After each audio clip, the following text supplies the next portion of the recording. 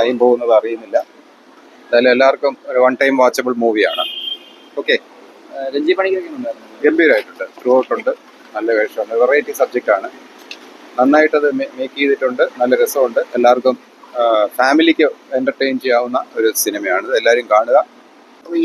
അതുപോലെ തന്നെ നർമ്മവും കുടുംബ ബന്ധങ്ങളുടെ ഇതുമെല്ലാം മനോഹരമായിട്ട് കലർത്തി നിർമ്മിക്കുന്ന ഒരു പടമാണ്.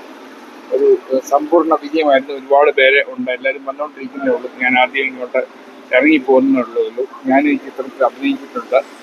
ഞാൻ അത് പുരാവസ്തു ഗവേഷകന്റെ റോളിലാണ് അഭിനയിച്ചിട്ടുള്ളത്. നല്ലൊരു പ്രമേയം വളരെ മനോഹരമായിട്ട് അവതരിപ്പിക്കാൻ കഴിയും. ഇതിനകത്ത് രഞ്ജി പണിക്കർ സാറ് പോലെ ഗോപു കിരണും ഒക്കെ വളരെ മനോഹരമായിട്ട് ഈ ചിത്രത്തിൽ ചെയ്തിട്ടുണ്ട്. സമ്പൂർണ്ണ വിജയമാണ് ഈ ചിത്രം. ധാരാളം പേര് ഇത് കാണാൻ വേണ്ടിയിട്ട് ഇന്ന് ഇവിടെ എത്തിച്ചേർന്നിട്ടുണ്ട്. കേരളത്തിലെ വിവിധ ഭാഗങ്ങളിൽ റിലീസ് ചെയ്തിട്ടുണ്ട്. മനോഹരമായ ചിത്രം, കുടുംബ ചിത്രമാണ്. എല്ലാവരും ഇത് കാണണം. തീർച്ചയായിട്ടും വിജയകരമായ ചിത്രത്തിന്റെ വിജയാശംസകൾ നേരുകയാണ്. അങ്ങനെ പ്രത്യേകിച്ച് എനിക്ക് പറയാനായിട്ടൊന്നും തോന്നിയില്ല. കാരണം സാധാരണ ഒരു ഭരണ വീട്ടിൽ കാണുന്ന കുറെ കാര്യങ്ങളൊക്കെ തന്നെ. രഞ്ജി പണിക്കർ ചെറിയൊരു വേഷത്തിൽ ഞാനും ഉണ്ട്. പടം നല്ലൊരു പടമാണ്. കാരണം ഇപ്പൊ ഈ വെട്ടും കുത്തും കഞ്ചാവുള്ള പടത്തിനെക്കാട്ടും ഒരു കുടുംബപദം പടം. അതുപോലെ തന്നെ നല്ല കോമഡി ഉണ്ട്, നല്ല രീതിയിൽ ചെയ്തിട്ടുണ്ട്. ഗോപുകരനാണ് ഇതിന്റെ സംവിധാനവും പ്രൊഡക്ഷനും എല്ലാം ചെയ്തിരിക്കുന്നത്. നല്ലൊരു പടമാണ്. അത്യാവശ്യം കുഴപ്പമില്ല, കണ്ടുകൊണ്ടിരിക്കാം. പിന്നെ ഫസ്റ്റ് ഷോ അല്ലേ, അപ്പൊ ഇനിയുമുള്ള റിവ്യൂ നോക്കാം. മുതൽ ബാക്കിയുള്ള എല്ലായിടത്തും നിന്ന് കണ്ടിട്ട് രഞ്ജി സാറ് അത്യാവശ്യം നല്ല റേഞ്ചിൽ ഒക്കെയാണ്. അതുകൊണ്ട് തന്നെ ഒരു വലിയ റിവ്യൂ പ്രേക്ഷകർ ഇത് പറയുന്നില്ല. ആസ് എ ആക്ടർ എന്ന രീതിയിൽ എല്ലാവരും മാക്സിമം കാണുക, സപ്പോർട്ട് ചെയ്യുക. ഒരു കോമഡി എന്റർടൈൻമെന്റ് ആണ് ഫുൾ കൊടുത്തേക്കുന്നത്.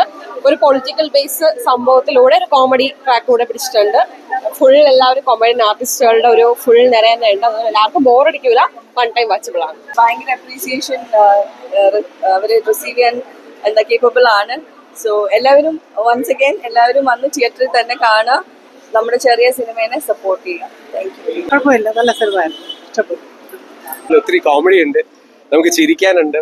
പിന്നെ ഈ പറയുന്ന പോലെ ഒരു വലിയൊരു ഏകദേശം ഒരു 100 പേരോളം ഒരുമിച്ച് നിന്ന് ഒരു വീടിനകത്ത് സംഭവിക്കുന്ന കഥയെ വളരെ മനോഹരമായിട്ട് ഫ്രെയിം ഔട്ട് ചെയ്യാൻ ഡയറക്ടറിന് പറ്റിയിട്ടുണ്ട്. ഗോപു കിരണാണ് ഇതിന്റെ സംവിധാനം. അദ്ദേഹം ഒരു പുതിയ വളരെ നവാഗതനായ ഒരു സംവിധായകനാണ്. ഇപ്പം അയാളെ ഒരു ഡാൻസറും എല്ലാം കൂടിയായിട്ട് വളരെ മനോഹരമായിട്ട് ഈ സിനിമ ചെയ്തെടുത്തിട്ടുണ്ട്. നല്ല 2 സോങ്സ്, നല്ല രസകരമായ സോങ്സ്.